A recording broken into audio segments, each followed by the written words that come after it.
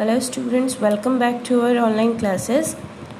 Today we are continuing the same topic, that is introduction of chapter dissolution of a partnership firm, and today we are taking the topic settlement of accounts.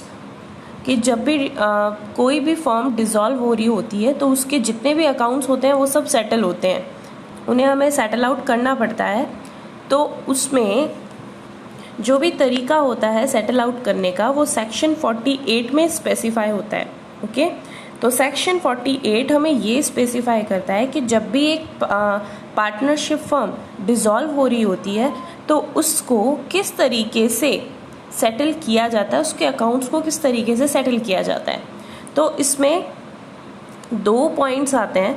Point number 1 कि हमारे जितने भी losses और deficiencies firm में हैं सबसे पहले हमें उन्हें सेटल करना है। So first of all we need to settle losses and deficiency that belongs to our partnership firm. तो इनको सेटल करने के लिए हमारे पास जो फर्स्ट ऑप्शन होता है that is out of profit. इसका मतलब हम हमारे लॉसेस को, डेफिशिएंसी को प्रॉफिट से सेटल कर सकते हैं। सेकेंड पॉइंट जो हमारे पास में अवेलेबल होता है after profit, that is out of capital, यानी पार्टनर्स की जो कैपिटल इन्वेस्ट होती है हमारे फर्म में हम उसको यूज में ले सकते हैं। फिर भी अगर लॉसेस और या फिर डेफिशिएंसीज ज़्यादा है तो फिर उसको पार्टनर बेयर करेंगे, that should be realised from partner in their profit sharing ratio. इसका मतलब प्रॉफिट लॉसेस को प्रॉफिट से कवर करने के बाद, कैपिटल से कवर करने के बाद भी अभी भी अगर हमारी फर्म में लॉस है तो फिर उसको पार्टनर्स ही कवर करेंगे और अपने प्रॉफिट शेयरिंग रेशियो में कवर करेंगे। ये जो हमारा सेक्शन 48 है ये हमें फर्स्ट पॉइंट यही बताता है कि first of all the amount of loss और deficiency shall be paid out of profit, next out of capital, and lastly if necessary will be realized from the partners in their profit sharing ratio. Now come to the second point, that is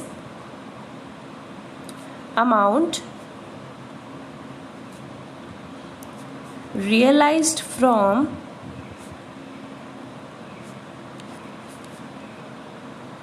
sale of assets।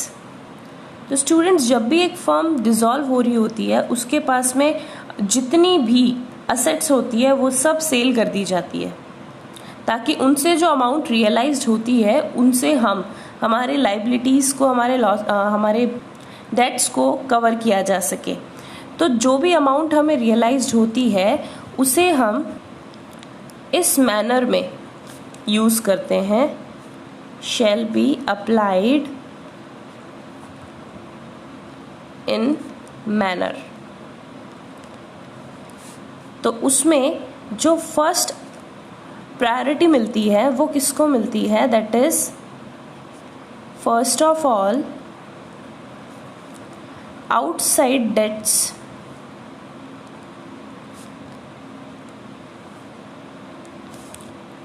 Will be paid.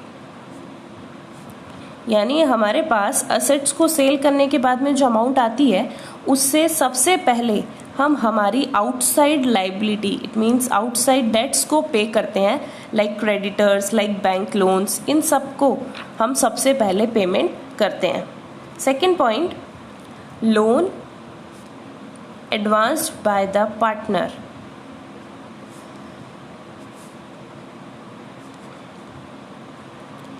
तो second point आता है अगर हमारी outside liability ख़त्म हो चुकी है, हम उसको पे कर चुके हैं, still we are having the amount, तो सेकेंड पॉइंट आता है दैट इज़ कि अगर हमारी फर्म में कोई भी ऐसा पार्टनर है जिसने फर्म को लोन दे रखा है तो this loan will be paid of.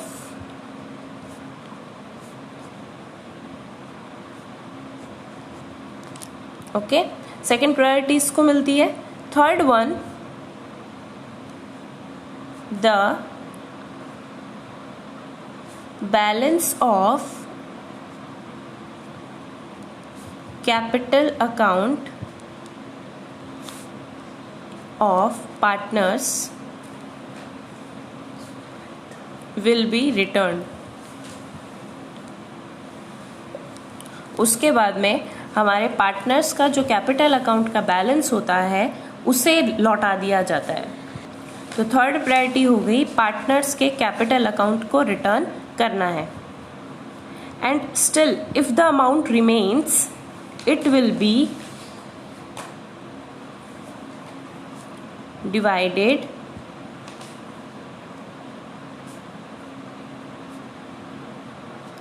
among the partners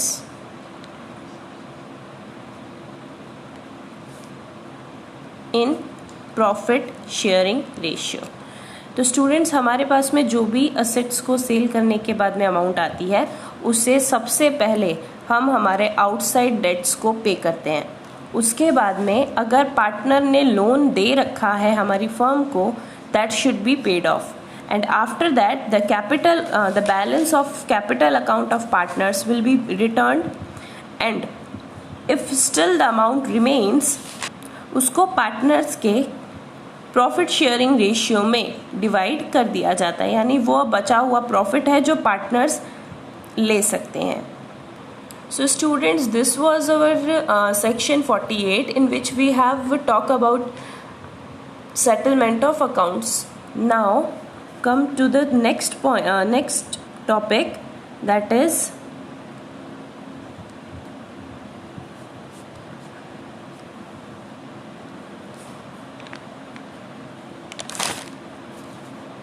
payment of firm's debts or private debts.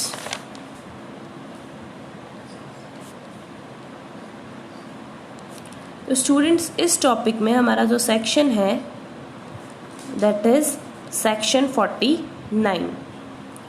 तो यहाँ पे हमने लिखा है कि पेमेंट ऑफ फर्म्स डेट्स और प्राइवेट डेट्स. तो फर्म डेट और प्राइवेट डेट होते क्या हैं, सबसे पहले इसी की बात करते हैं. What is firm debts? तो बहुत सिंपल सी बात है कि जो भी डेट हमारी फर्म ने आउटसाइडर से ओ किए हैं दैट इज फर्म डेट्स. यानी जो भी लायबिलिटी फर्म की आउटसाइडर के लिए बन रही है, फर्म की बन रही है, that is called firm's debts. तो I am writing here debts which the firm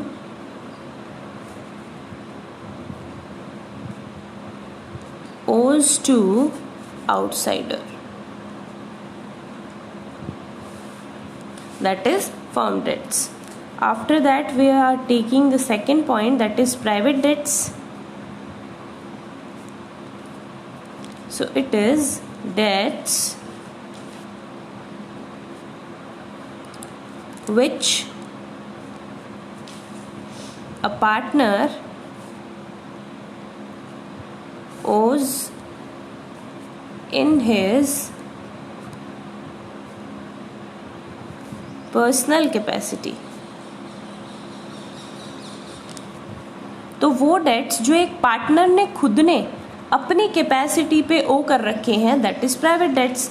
तो फर्म के डेट्स जो हैं, जो फर्म ने आउटसाइडर से ओ कर रखे हैं वो फर्म के डेट है, और प्राइवेट डेट्स वो होते हैं जो एक पार्टनर ने अपनी पर्सनल कैपेसिटी पे किसी और से ओ कर रखे हैं, वो प्राइवेट डेट्स हो गए. तो स्टूडेंट्स इनका जो पेमेंट है वो हम कैसे करते हैं कि जो भी सेल असेट की सेल करने से, फर्म की असेट को सेल करने से हमें अमाउंट रियलाइज होता है, उससे सबसे पहले फर्म की डेट्स को ही पे किया जाता है. अभी अभी हमने सेक्शन 48 में पढ़ा था कि सबसे पहले आउटसाइड डेट्स को ही पे किया जाता है. तो फर्म डेट्स का पेमेंट इसी अकॉर्डिंग हम बताएंगे कि जैसे ही हमें असेट को सेल करने से अमाउंट रियलाइज्ड होती है उससे सबसे पहले फर्म की डेट पे होती है, और इसके बाद में भी अगर कोई सरप्लस रह जाता है तब वो पार्टनर्स को मिलता है. तो फर्स्ट पॉइंट तो ये हो गया. सेकेंड पॉइंट इज, अगर हम कोई भी प्राइवेट एस्टेट को, पार्टनर की किसी भी प्राइवेट एस्टेट को सेल कर रहे हैं तो उससे जो हमें अमाउंट मिलेगा, the amount which is realised from the sale of private estate of partner will be used first to pay the private debts. यानी अगर हम किसी पार्टनर की प्राइवेट प्रॉपर्टी को सेल कर रहे हैं तो ऑब्वियसली उसी के प्राइवेट डेट्स को पहले पे किया जाएगा। एंड स्टिल अगर कोई सरप्लस अवेलेबल है तो फिर वो फर्म की डेट को पे करने के लिए यूज में लिया जा सकता है। Okay, so this is the point which is related to the payment of firm's debts और private debts in which section 49 applies. Now come to the last topic, that is accounting procedure. इसका मतलब जब भी एक firm dissolve होती है तो हम कौन कौन से अकाउंट्स बनाते हैं, कैसे उनका सेटलमेंट करते हैं। So the first point is we will prepare a realization account. तो स्टूडेंट्स अभी तक हम लोग चैप्टर जो हमने पढ़े हैं that is admission of a partner, retirement और डेथ ऑफ अ पार्टनर, इसमें हम लोग रिवैल्यूएशन अकाउंट बनाते आए हैं, क्योंकि इसमें हम असेट्स का रिवैल्यूएशन करते हैं, लाइबिलिटीज का रीअसेसमेंट करते हैं, तो उसके लिए हम रिवैल्यूएशन अकाउंट को बनाते आए हैं। लेकिन अब जब पार्टनरशिप डिसॉल्व हो रही है, जब फर्म डिसॉल्व हो रही है, तब फिर हम क्या करते हैं, जो भी असेट्स या लाइबिलिटीज़ है, असेट्स है उनको सोल्ड कर देते हैं, लाइबिलिटीज़ है उनको पेड ऑफ कर देते हैं। तो इस सेटलमेंट के लिए हम एक अकाउंट बनाते हैं दैट इज रियलाइजेशन अकाउंट। तो रियलाइजेशन अकाउंट के लिए मैं ये कह सकती हूँ कि it is open for disposing of all the assets of the firm and making payment of all the creditors. इसका मतलब असेट्स को डिस्पोज करने के लिए और क्रेडिटर्स को पेमेंट करने के लिए इस अकाउंट को बनाया जाता है। रिवैल्यूएशन अकाउंट की तरह ये अकाउंट भी नॉमिनल नेचर का होता है, because it will also give us either profit और लॉस, जो कि हम पार्टनर्स के कैपिटल अकाउंट में ट्रांसफर कर देते हैं। रियलाइजेशन अकाउंट को प्रिपेयर करने के बाद में we will prepare partners loan account.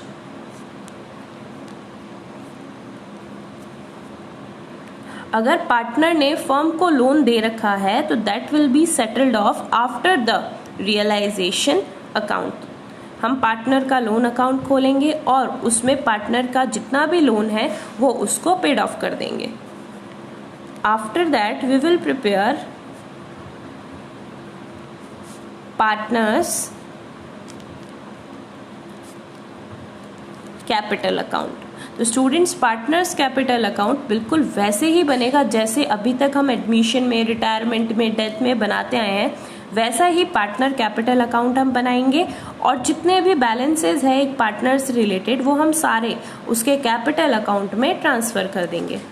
अब अभी तक जितने चैप्टर हमने पढ़े हैं उसमें हम पार्टनर्स के कैपिटल अकाउंट को बनाने के बाद में बैलेंस शीट बनाते आए हैं, बट क्योंकि यहाँ पे जो फर्म है वो डिसॉल्व हो रही है और वो अब कंटिन्यू नहीं होगी तो बैलेंस शीट तो ऑब्वियसली नहीं बनेगी, ठीक है। But instead of balance sheet we will prepare the cash account. तो लास्ट में जब भी हमारा फर्म का डिसोल्यूशन का सेटलमेंट होगा तो लास्ट में हम कैश या फिर बैंक अकाउंट, और bank account I can write here, cash और bank account we can prepare. So this is the accounting procedure which is to be followed at the time of dissolution of a partnership firm. So first realization account, जो कि assets को disposed करने के लिए और liabilities को payment करने के लिए बनाया जाता है। After that partners loan account, जिसमें हम partner को payment कर देते हैं जितना भी उसका लोन होता है। After that partners capital account, जिसमें हम पार्टनर्स के लास्ट बैलेंसेस निकालते हैं कि पार्टनर्स का अब फर्म में कितना बैलेंस रह गया है, and that should also be paid of, क्योंकि पार्टनर के कैपिटल को भी तो हमें पे करना ही है। एंड लास्ट कैश अकाउंट और बैंक अकाउंट, जिसमें हम वो सारी एंट्रीज लिख देते हैं जिनसे हमें कैश रियलाइज हुआ है और जिन्हें हमने पे किया है, और ये लास्ट में अगर टैली हो जाता है it means we are doing all the process correctly. So students, this is our today's class, and in our next class we will start from the accounting procedure and we will start the realization account.